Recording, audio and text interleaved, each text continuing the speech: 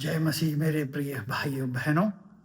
पिछले वीडियो में हम देखा कि कैसे सारे मानव जाति पाप में गिरे। आज उसकी थोड़ी गहराई में हम सीखेंगे। हालेलुया।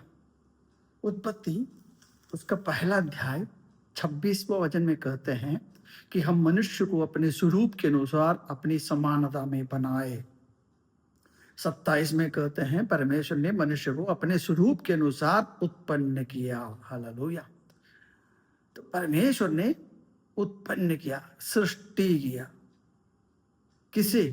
मनुष्य को, वो भी नर और नारी करके मनुष्य को सृष्टि किया। दूसरे अध्याय 7वें पद पर कहते हैं कि यहोवा परमेश्वर ने आदम को भूमि की मिट्टी से रचा और उसके नाथनों में जीवन का सांस फूंक दिया। तो पहले अध्याय में परमेश्वर ने मनुष्य की आत्मा की सृष्टि की, क्योंकि परमेश्वर का रूप रंग आकार क्या है? परमेश्वर आत्मा है, और परमेश्वर की स्वरूप और समानता में सृष्टि किया है तो वो तो आत्मा ही होगा। और दूसरे अध्याय में कहते हैं कि मिट्टी से आदम को रचा और उसकी नथनों में जीवन का सांस फूंक दिया।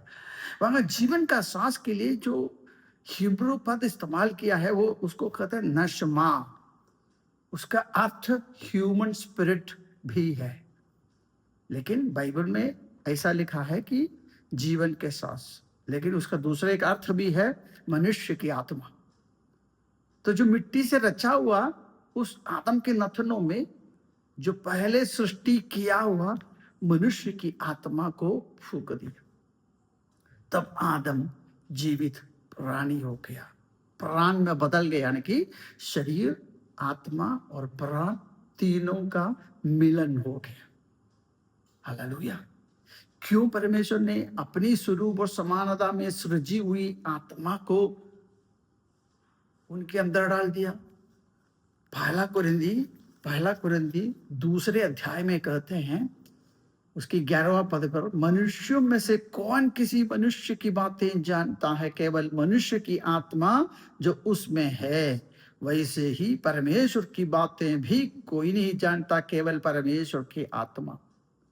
मनुष्य के अंदर की बातें कौन जानता है? मनुष्य की आत्मा।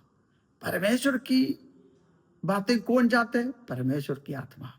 तो अगर परमेश्वर को मनुष्य से संगति रखना है तो यह आत्मा का जरूरी है।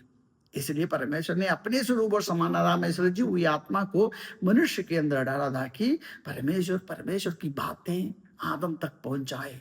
परमेश्वर की बातें पवित्र आत्मा जानते हैं। पवित्र आत्मा मनुष्य की आत्मा को देगा, मनुष्य की आत्मा आदम के पास देगा।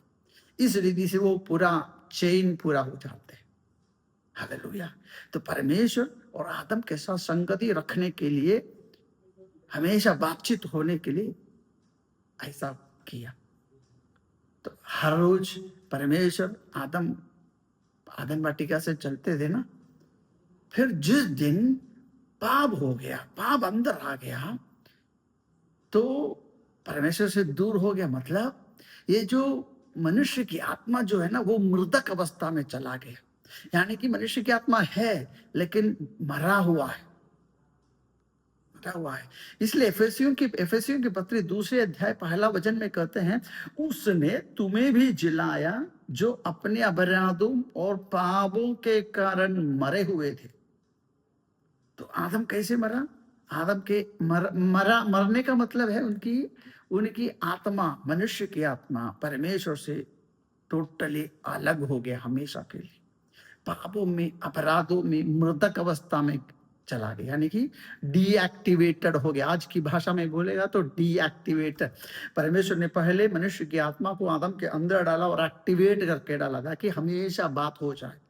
जिस दिन पाप अंदर आ गया, ये मनुष्य की आत्मा डीएक्टिवेट हो गया। हालेलुया। फिर उत्पत्ति 5:3 में कहते हैं कि आदम ने शेत को अपने ही स्वरूप और समानता में बनाया। मतलब शेत का जन्म हुआ था, जिसके अंदर जो मनुष्य की आत्मा था वो खुद मृतक अवस्था में था, क्योंकि आदम की स्वरूप और समानता में था। हालेलुया। और हम सब शेत की पीढ़ी है, तो सारे के सारे इस उनकी आत्मा जो है ना मृतक अवस्था में, इसलिए वचन कहते हैं पापियों का प्रार्थना परमेश्वर नहीं सुनता। क्यों नहीं सुनता? क्योंकि ये जो चेन जो है, यानी कि मनुष्य से, मनुष्य की आत्मा, वहां से पवित्र आत्मा, वहां से परमेश्वर की तरफ, तो ये जो चेन टूट जाता है पाप के कारण, इसलिए पापियों का प्रार्थना नहीं सुनते हैं। और जिस दिन आप यीशु मसीह को ग्रहण करेगा, पवित्र आत्मा आपको छुएगा, तो ये मृतक आत्मा जो है जी उठेंगे। जिस दिन आप धर्मी बनोगे, उस दिन ये मृतक अवस्था में जो आत्मा थे वो जी उठेंगे। जब जी उठेगा तो कनेक्शन फिर से एक्टिवेट हो गया। इसलिए वचन कहते हैं कि पहला पत्रुस 3:12 में कहते हैं, प्रभु की आंखें धर्मियों पर लगी रहती है, उसके कान उनकी विनती की ओर लगे रहते हैं। तो धर्मियों का प्रार्थना प्रभु सुनते हैं। नीति वचन 15:29 में कहते हैं धर्मियों की प्रार्थना सुनते हैं। क्यों सुनते हैं धर्मियों का प्रार्थना? इसलिए कि उनके अंदर की मनुष्य की आत्मा एक्टिवेटर है, जिलाया गया है। जब अंदर की आत्मा जिलाया गया है तो परमेश्वर से कनेक्शन मिल जाता है। पापियों के अंदर की मनुष्य की आत्मा मृतक अवस्था में है, इसलिए परमेश्वर तक प्रार्थना नहीं पहुंचता। इसलिए कहते हैं पापियों की प्रार्थना परमेश्वर नहीं सुनता है। तो यीशु में होने से, यीशु में हम होने से क्या होता है? हम धर्मी बन जाता है और हमारा प्रार्थना का उत्तर वहां से मिल जाता है। प्रार्थना वहां सुनता भी है, वहां से उत्तर हमें मिल भी जाते हैं। हालेलुया। इसलिए यीशु में बने रहिए। हाँ, यीशु में बने रहिए ताकि हमेशा धर्मी बनकर जिए और यीशु के आगमन में, ताकि हम यहाँ से रैप्चर हो जाए, बादलों तक उठा लिया जाए। उसके लिए धर्मी होना अवश्य है, धर्मी बनकर जीना अवश्य है। हमारे मरे हुए आत्मा जी उठना अवश्य है।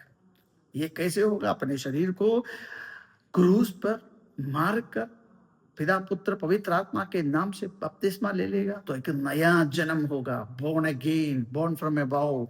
तब आपके अंदर की मनुष्य की आत्मा जी उठते हैं, तब हमें कनेक्शन मिल जाता है स्वर्ग से। तब आपकी सारी प्रार्थना वहां स्वर्ग में पहुंचेगा और आपको सारी प्रार्थना का उत्तर भी वहां से आ जाएगा।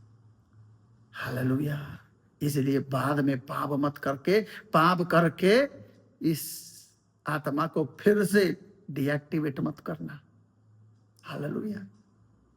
तो यीशु में बने रहिए। यीशु आपको बहुत प्रेम करता है। हालेलुया। Glory to God.